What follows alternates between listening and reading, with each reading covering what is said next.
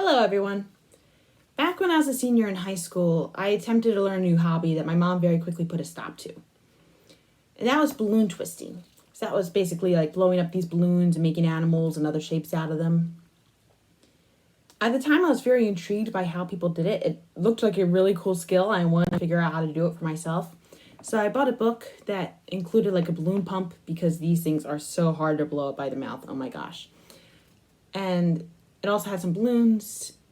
And I made a couple simple things. I got really good at making swords, actually. But what put an end to it was there was this one night, where my parents were watching TV. And I went down to the basement without telling anybody, and I started making balloon animals.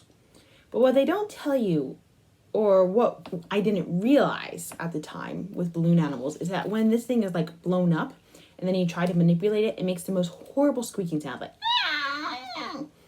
it should have been obvious, but it wasn't. And my parents are hearing like this horrendous squealing noise downstairs. And mom comes over, it's like, whatever you're doing, please stop. It sounds like you're killing something.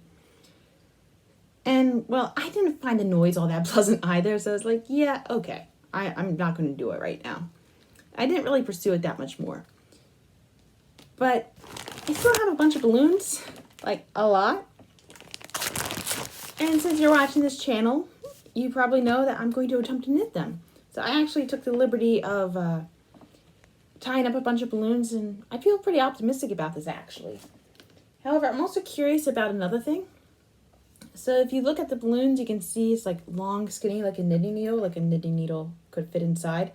So after I attempt to knit with the balloons as yarn, I'm going to attempt to knit with the balloons around the knitting needles to see how much more difficult it makes my knitting. Let's get started. I got my needles. I'm going to start with slip knot.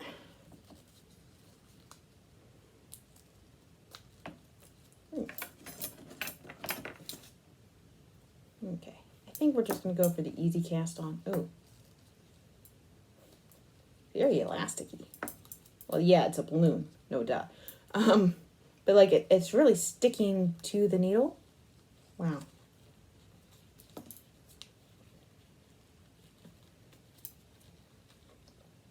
Not wanting to slide down the needle whatsoever.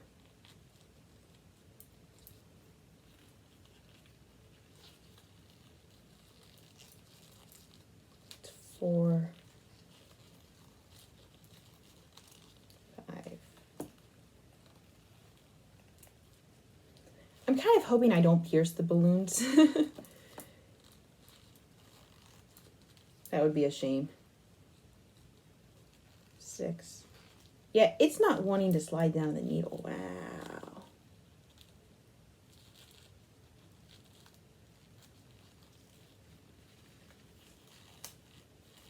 7, 8.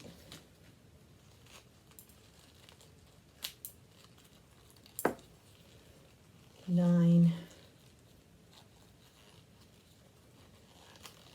10. Okay. So now we're going to pull one of the needles out.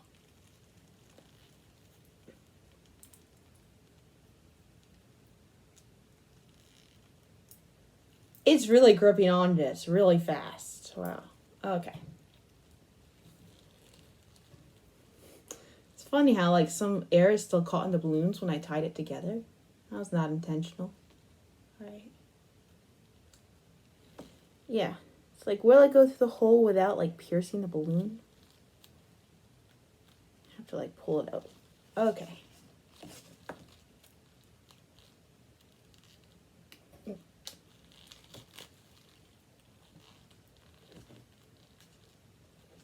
Yeah, it's like poking. Oh my gosh. I have to like physically make the hole.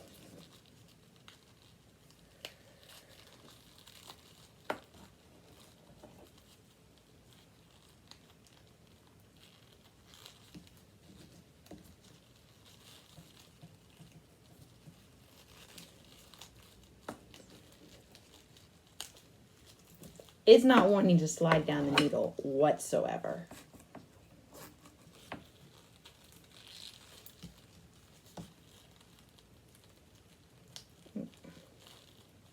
that even like, there you go. It's like I wasn't supposed to see white there. I was supposed to see all pink.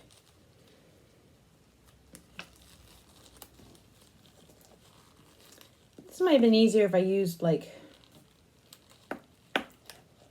a bigger size needle. Maybe a different material needle. Maybe the balloon's sticking to the metal.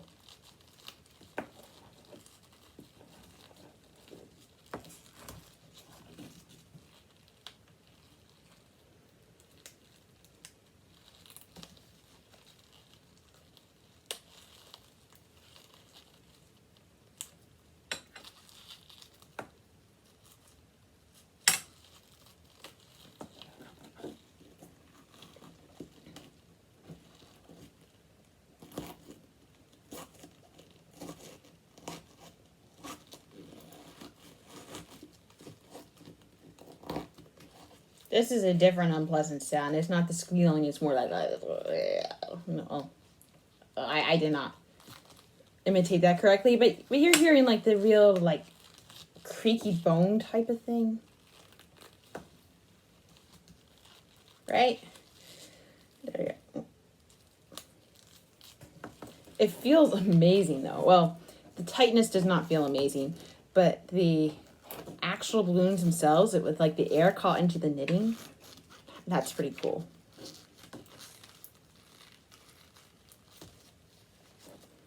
We're on to color number 5.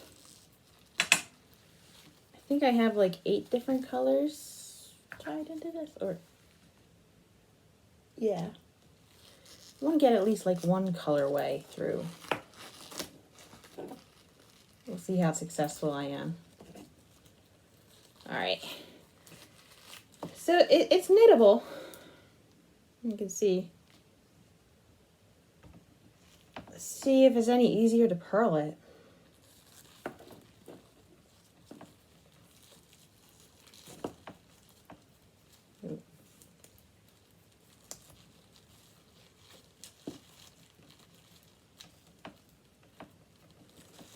Oh, it's at least easier to put it through because I can see where the pointy part of the needle is going.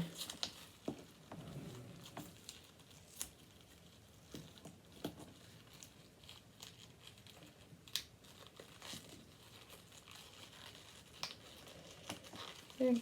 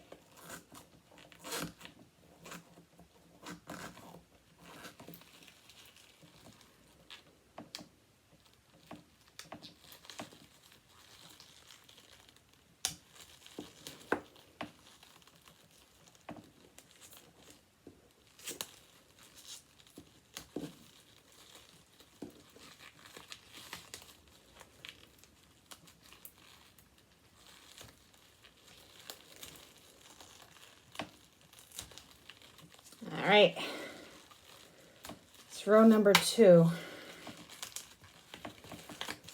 Yeah, you can see it looks more like a mess, the second row, than it did the first row. And I think I'm gonna have to bind off in order to actually get it off the needle because this ain't moving. This is like stuck. This is even more secure than the ropes used to like hold tents together at a Boy Scout camp.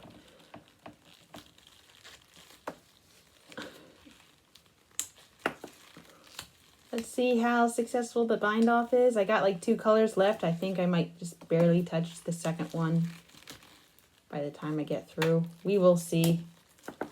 Ooh.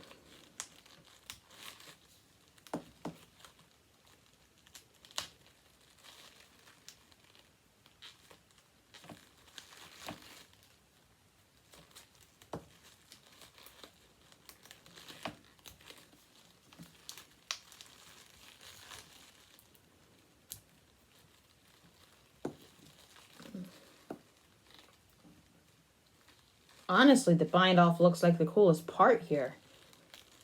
You can actually see the stitch.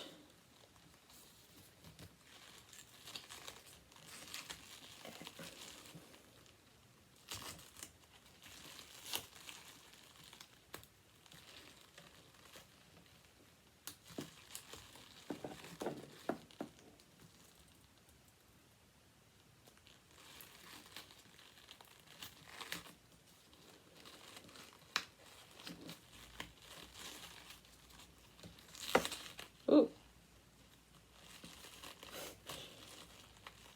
Okay. I think the balloon might pop on me there. It's like where all the air is compressed.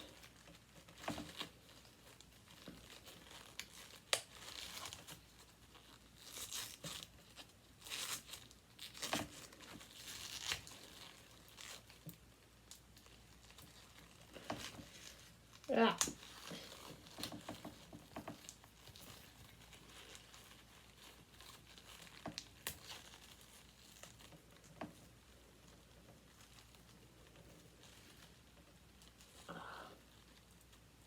Don't do the thing. There we go.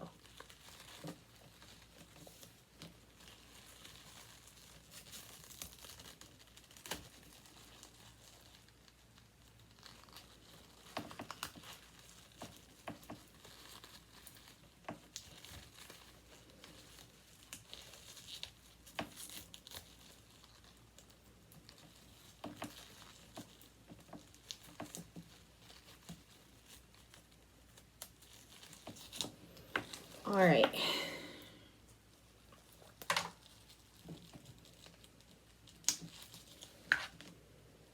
It doesn't even want, the last stitch doesn't even want to come through for pulling the rest of the yarn through. It's going to untie it here so I don't have to pull as much through.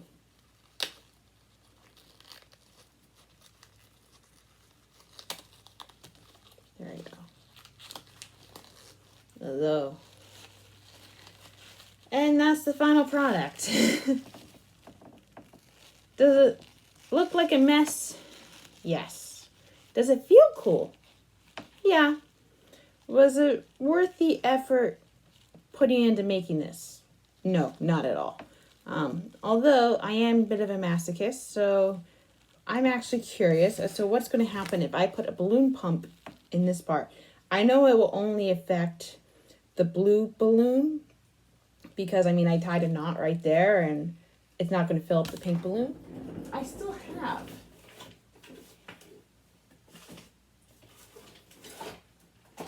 have the balloon pump. There you go. Gonna put that in.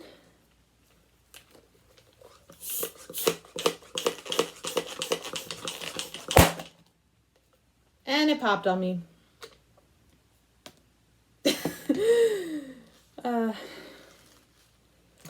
Yeah, that went about as well as I expected it would. Although, I can now demonstrate, now that I'm thinking about it, exactly what that squeaky sound would have sounded like. You can hear that.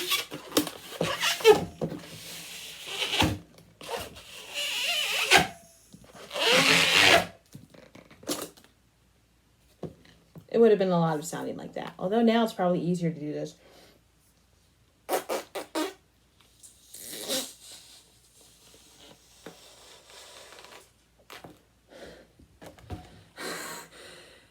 And now I'm lightheaded.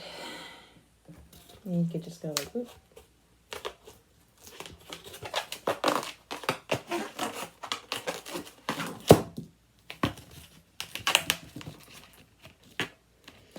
like squeezing my eyes when I'm doing this.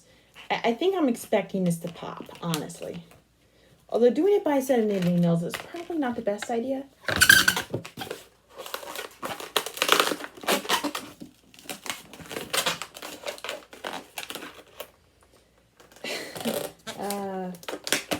Maybe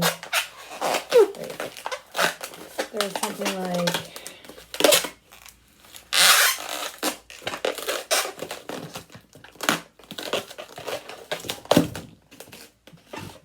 I don't remember how to do anything. But you can hear like the terrible sound that made my mom say stop, you know. Ta-da!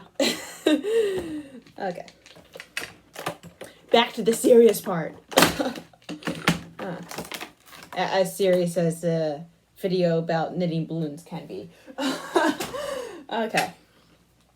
So now I got the knitting needles, and I'm going to put the knitting needle inside the balloon, which, ooh, it doesn't go all the way up. Like there's about an inch gap, but that's good enough.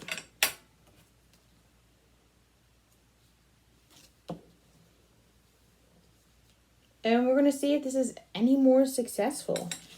Oh, wow. Yeah. The balloons are slightly different lengths, look. It's like a bit of a millimeter, like 2 millimeters difference. Wait, there we go.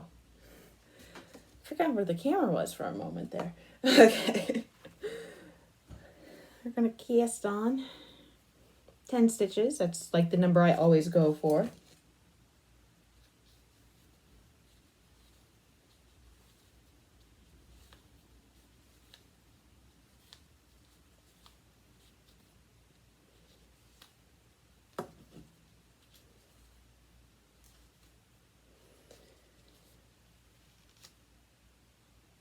That came out much smoother than when the balloon was the yarn. All right.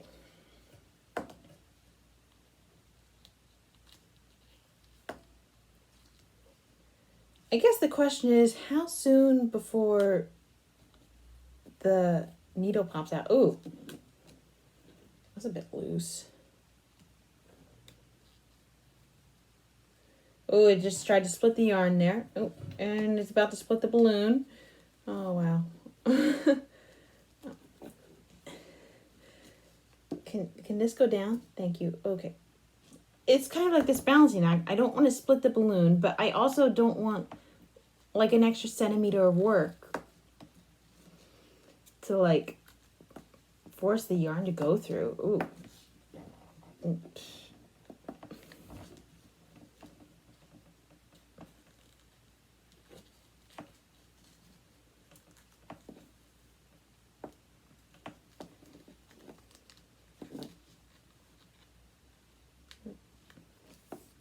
Yeah. Ooh.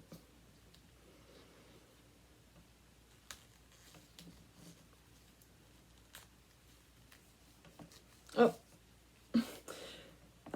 So the yarn does not want to move along with the balloon. The balloon is moving along the needle.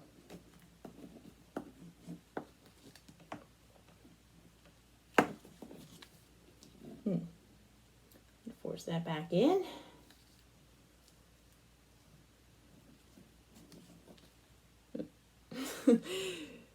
Just hit the other piece of knitting real quick. Okay.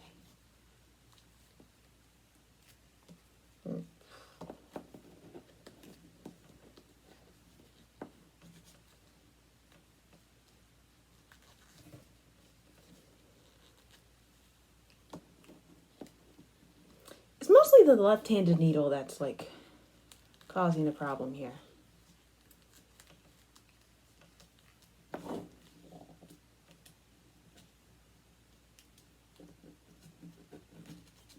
Yep.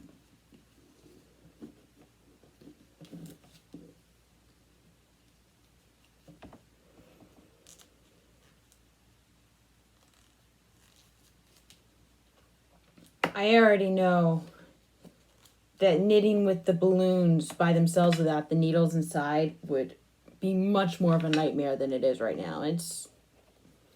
I wouldn't say it's a nightmare category, but I would say like it's a type of dream you wake up and it's like, that didn't feel good. That didn't feel good.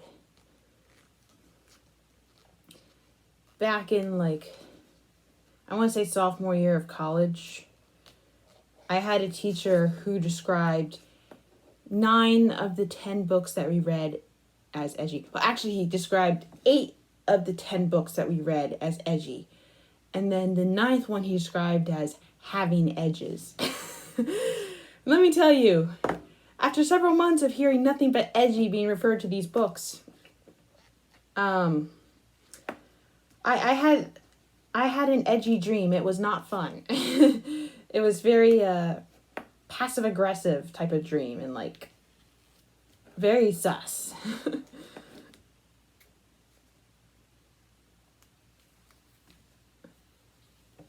There you go. We're just gonna do one more row here.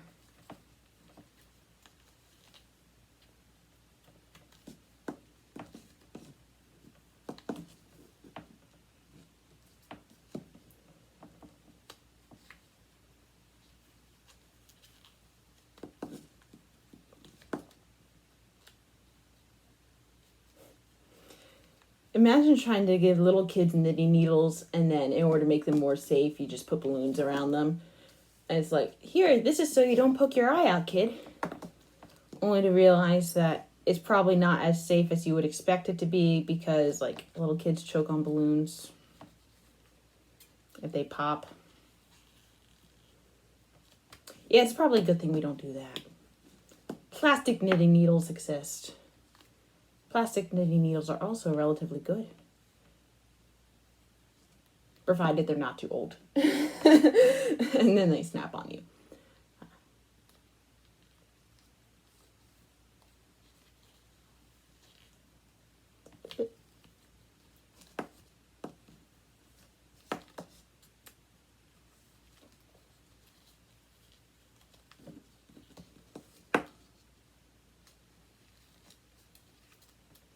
There you go. So that is the piece of knitting, which the second row is started getting better. First row was super, super loose. Like, look at that. It should not be that loose when you're knitting. Oh my gosh. And it's also like stuck on the needle. It does not want to move whatsoever. Well, but you can pull the needle out like this.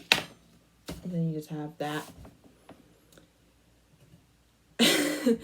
And this probably looks dirtier than it should. It's better than this.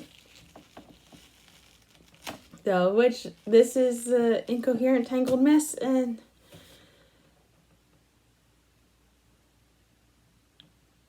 I don't know what to think. Well, that was today's entertainment. I hope you're entertained.